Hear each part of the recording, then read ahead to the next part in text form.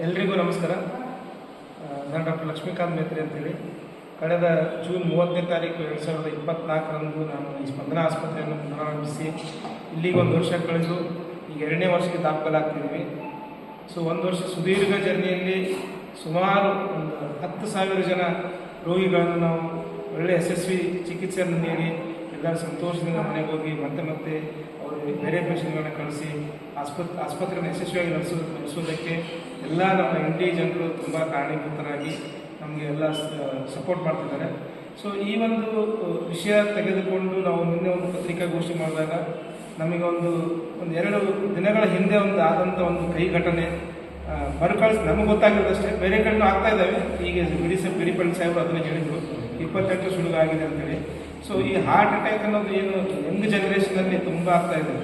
So ಈ ಎದಕ್ಕಾಗ್ತಿದೆ, ನಾವು ಇರುವಂಥ ಲೈಫ್ ಸ್ಟೈಲು, ಫುಡ್ಡು ಮತ್ತು ಸ್ಟ್ರೆಸ್ ಏನು ತಗೊಳ್ತೀವಿ ಅದರಿಂದಲೇ ಆಗ್ತಿರೋದು. ಅದಕ್ಕೋಸ್ಕರ ಇದನ್ನು ಅಟ್ಲೀಸ್ಟ್ ನಮ್ಮ ಕಡೆ ಎಷ್ಟಾಗುತ್ತೆ ಅಷ್ಟನ್ನು ಅವಾಯ್ಡ್ ಮಾಡುವಂಥ ಒಂದು ಕಾರ್ಯ ಮಾಡುವುದಕ್ಕೆ ನಾವು ECGಯನ್ನು ಫ್ರೀಯಾಗಿ ECG ಮತ್ತು BP ಶುಗರ್ ಏನಾಗಿದೆ 25 ವರ್ಷದ ಹುಡುಗರಲ್ಲಿ ನಾವೆಲ್ಲ ಆರಾಮಾಗಿದ್ದೀವಿ, ನಾವು ಹೆಲ್ದಿ ಇದ್ದೀವಿ, ನಾವೇ ಟೆಸ್ಟ್ ಮಾಡ್ಕೋಬೇಕು, ನಮಗೇನಾಗಿದೆ ಅನ್ನೋ ಒಂದು ಮನೋಭಾವನೆ ಬೆಳೆದ್ಬಿಟ್ಟಿರ್ತದೆ. ಅದಕ್ಕೋಸ್ಕರ ಆ ಮನೋಭಾವನೆಯಿಂದ ಅವರು ನೆಗ್ಲೆಕ್ಟ್ ಮಾಡ್ತಾರೆ. ಆ ನೆಗ್ಲೆಕ್ಟ್ ಮಾಡಿ ಅದು ಲೀಡ್ ಎಲ್ಲಾಗುತ್ತೆ, ಈ ಹಾರ್ಟ್ ಅಟ್ಯಾಕ್ ಆಗಿ ಡೆತ್ ಆಗಿಬಿಡ್ತಾರೆ. ಗೊತ್ತಾಗೋದಿಲ್ಲ ಅಷ್ಟೇ, ಅವರಿಗೆ ಆಗಬೇಕು ಅಂತ ಆಗೋದಿಲ್ಲ.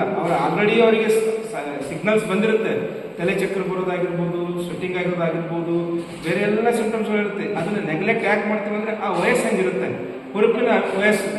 ನನಗೇನಾಗದು ಬರೀ ನನಗೇನಾಗಿಲ್ಲ, ಸ್ವಲ್ಪ ದವ್ರು ಬಂದಿರ್ತಾರೆ, ಒಂದು ಗುಳಿಗೆ ಆರಾಮಾಗ್ತದೆ.